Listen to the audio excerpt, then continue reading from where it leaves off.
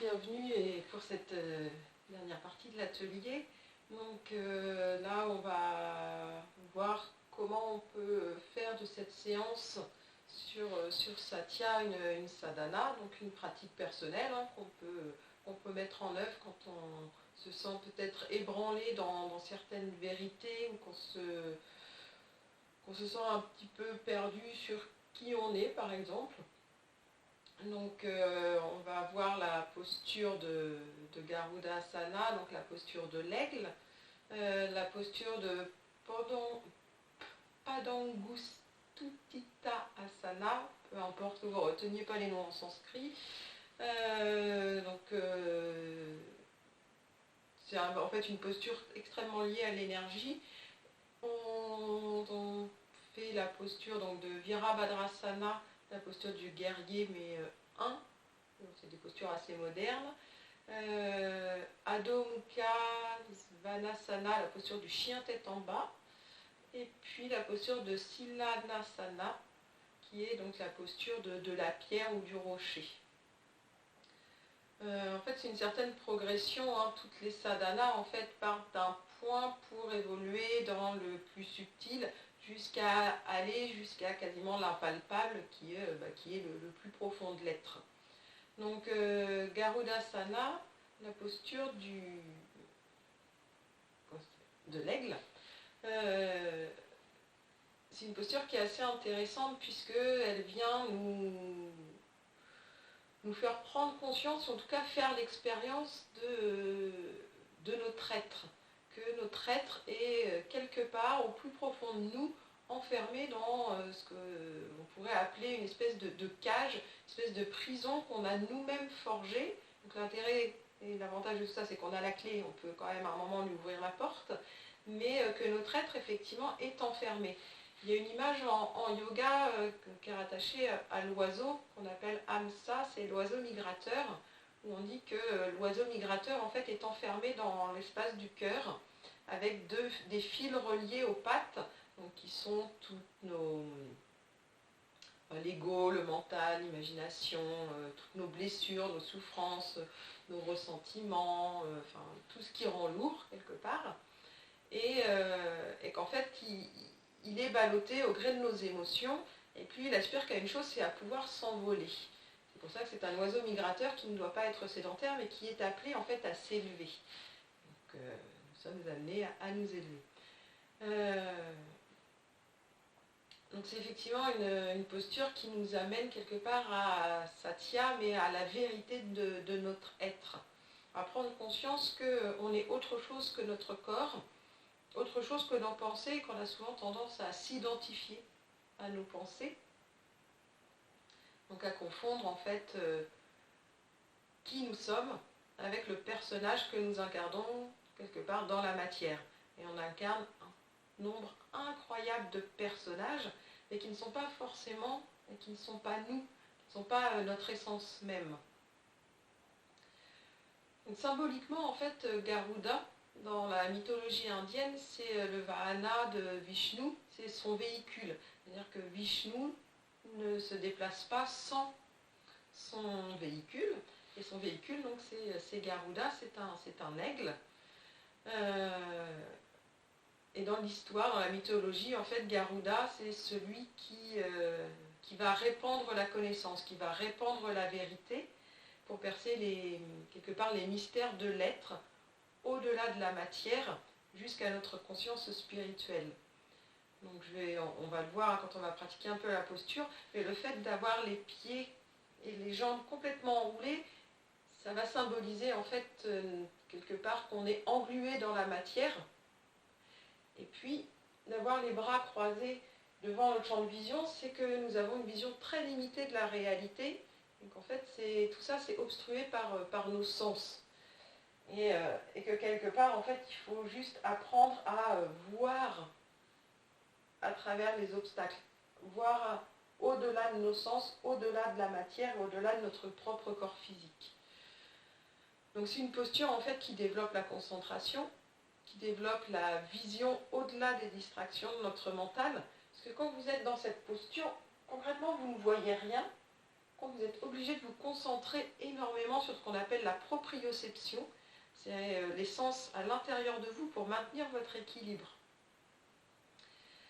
Et là, en fait, quelque part, ça fait énormément travailler notre être profond, ce qu'on appelle Atman en yoga, puisque l'être va avoir besoin de se manifester pour maintenir son équilibre et quelque part se révéler.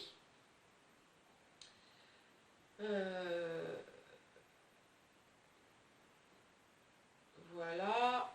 Donc, comme mantra dans cette posture, vous pouvez prendre la posture et mentalement vous dire ou vous répéter que c'est en ouvrant la cage de l'esprit que l'âme peut se révéler. Effectivement, ce sera qu'en ouvrant des portes ici qu'on va pouvoir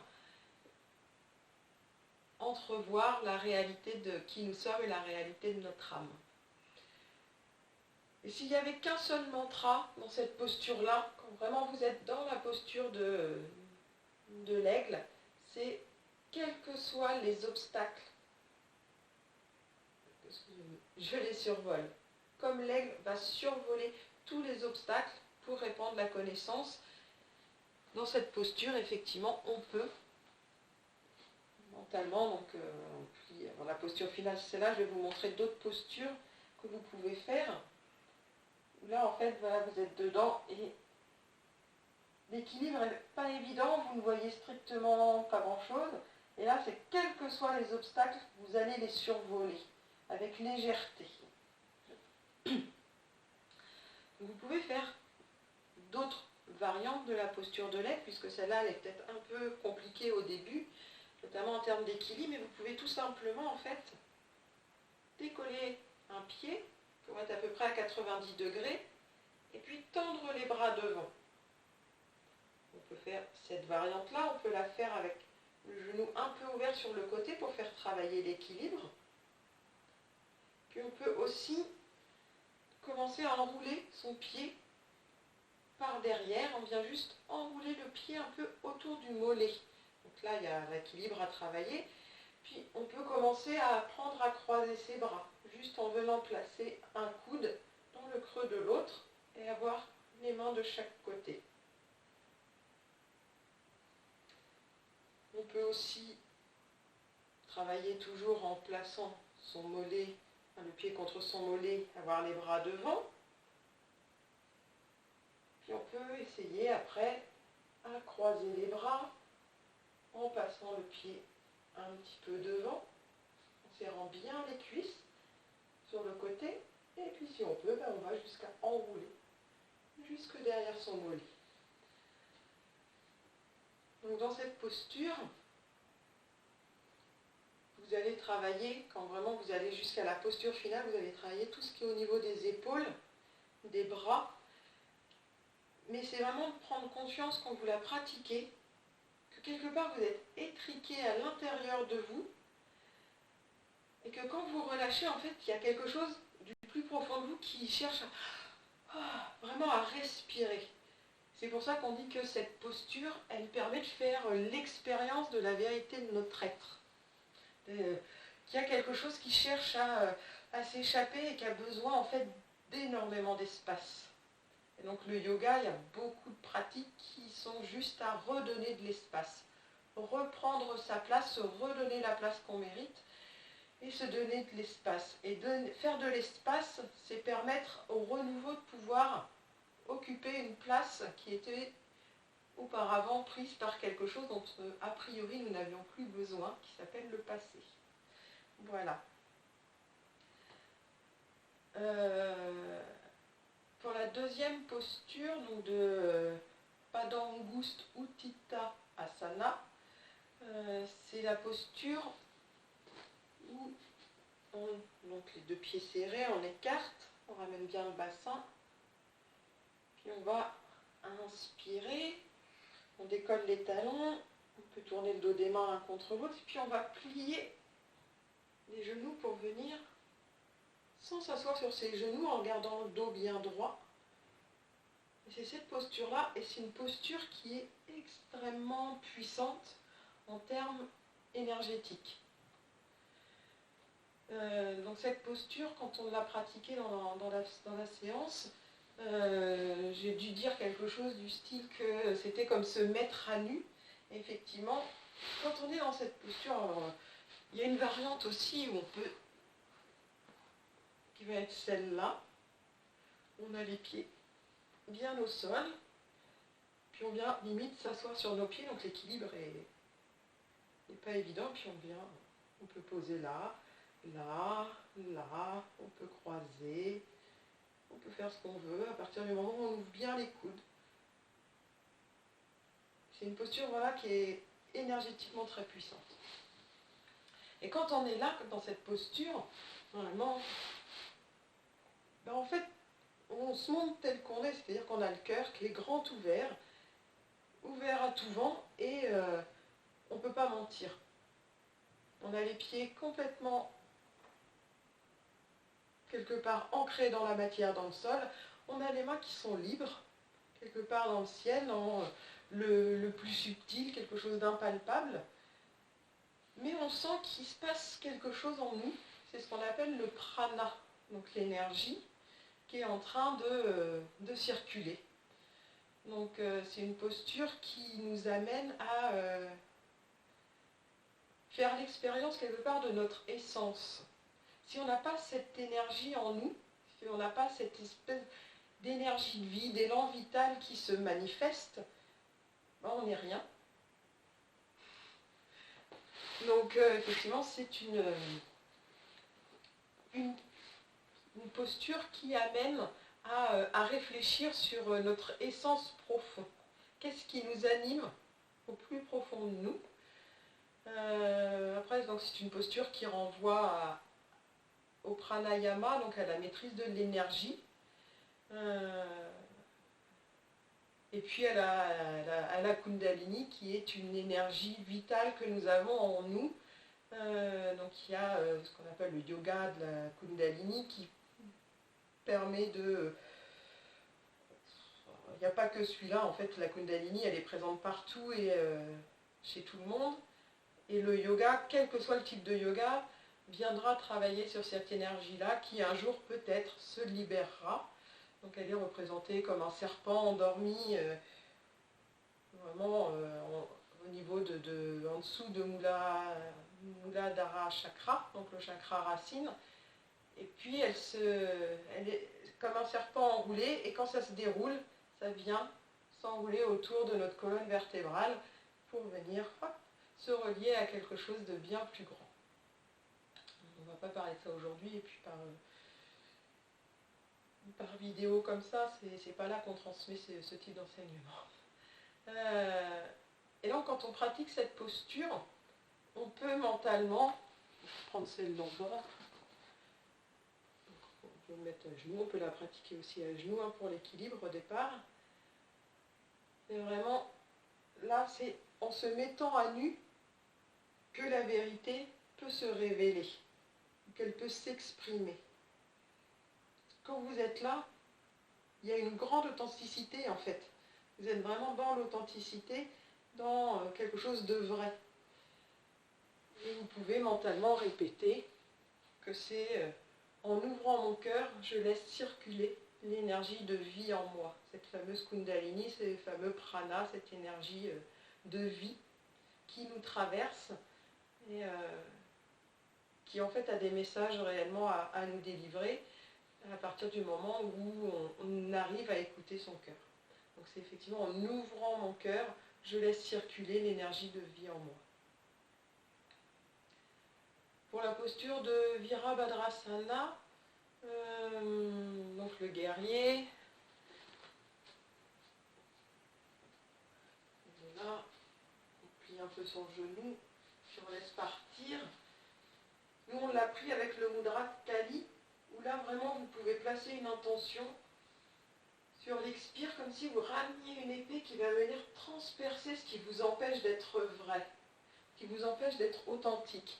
Donc là, il faut qu'il y ait eu un travail d'observation de soi-même pour avoir l'honnêteté avec soi-même de se dire qu'il y a certaines choses qui font que nous n'arrivons pas encore aujourd'hui à être authentiques avec les gens qui nous entourent, quels qu'ils soient, par peur d'être blessé, enfin bon, il y a plein de raisons, c'est d'aller identifier cette peur et comme Kali, aller quelque part leur trancher la tête. Et cette posture, on peut aussi donc la pratiquer avec des mantras. Donc ce serait donc l'élan du cœur fera triompher la vérité. En fait, la vérité ne viendra toujours que de votre cœur, de votre être profond qui s'exprime via votre cœur. Ou dans cette posture, vous pouvez aussi répéter que d'un pas confiant et assuré, je vais de l'avant. La confiance, quelque part, c'est que l'élan du cœur. C'est juste de se dire, vous entamez un projet, quelque chose, c'est votre vérité, vous savez que vous devez aller là-bas et que vous devez faire ça comme ça, et bien allez-y confiant, d'un pas assuré, et avancez. Et puis la posture d'Adho Mukha Svanasana, donc la posture du chien tête en bas, c'est vraiment une posture qui est liée à l'ego. C'est ce que je disais, je crois, pendant la pratique, que dompter l'ego, c'est juste arrêter d'être guidé par nos sens, guidé par la mémoire des expériences passées, mais plutôt de faire place à ce qu'on appelle l'intuition ou la clairvoyance, et de se faire confiance. Et c'est ça qui permettra en fait d'écouter les messages de votre cœur. C'est en domptant l'ego, comme un chien quelque part, le flair, l'intuition va se développer. Donc, mettez de côté l'ego, mettez de côté le mental, essayez d'écouter profondément ce que votre cœur exprime. Et le mantra que vous pouvez utiliser dans cette posture, c'est avec humilité, je me soumets à la voix du cœur. Parce que symboliquement dans cette posture, on est à quatre pattes. Hop. Symboliquement dans cette posture, on a le cœur qui est au-dessus de notre tête. Donc c'est vraiment le cœur, c'est l'être, est au-dessus de l'ego, au-dessus du mental, au-dessus de l'intellect, au-dessus de tout ce qu'on veut. Et c'est en l'écoutant que notre intuition pourra nous mener sur le bon chemin. Et des fois, ça peut être surprenant, hein. On peut entendre au fond de soi nos rêves les plus fous, quelque chose qui nous dit qu'aujourd'hui, une situation dans laquelle nous sommes n'est pas la place qu'on devrait occuper. Eh bien, mettons tout en place pour aller jusqu'à ce que notre cœur réclame et notre cœur demande. Toujours dans le respect de soi-même et dans le respect des autres. Et puis la dernière posture, donc c'est Shilanasana. C'est la posture du rocher, la posture de la pierre. Là, c'était juste symboliquement, quelque part ça renvoie à la pierre philosophale, mais c'est vraiment dans cette posture, à partir du moment où on est dans la vérité, dans l'écoute de son cœur, alors on est solide et inébranlable comme un rocher. Donc dans cette posture, le mantra que vous pouvez mettre en place, c'est quand je réalise la vérité en mon centre, donc vraiment dans mon cœur, je peux m'y établir pour l'éternité. C'est vraiment ça. À partir du moment où vous ferez l'expérience de qui vous êtes vraiment et que vous serez à votre juste place, il se passe quelque chose et c'est comme si le temps, l'espace, tout s'arrêtait et juste là je suis bien et là je suis exactement où je dois être et ça pourrait durer l'éternité, que ce serait juste merveilleux. Mais bon, la matière est ce qu'elle est et que les choses ne sont pas faites pour durer, en tout cas dans la matière, de manière éternelle, et que des fois on chute et puis il faut se relever et puis continuer à avancer. Mais l'important, c'est vraiment de garder le cœur en soi et de l'écouter. Voilà, Donc j'espère que cette vidéo vous aura apporté quelque chose. Et puis essayez de pratiquer, oui, cette sadhana, donc avec les mantras, vraiment avec l'intention au fond de vous que ce que vous dites, c'est la réalité. C'est votre réalité en tout cas. C'est ce vers quoi vous cheminez.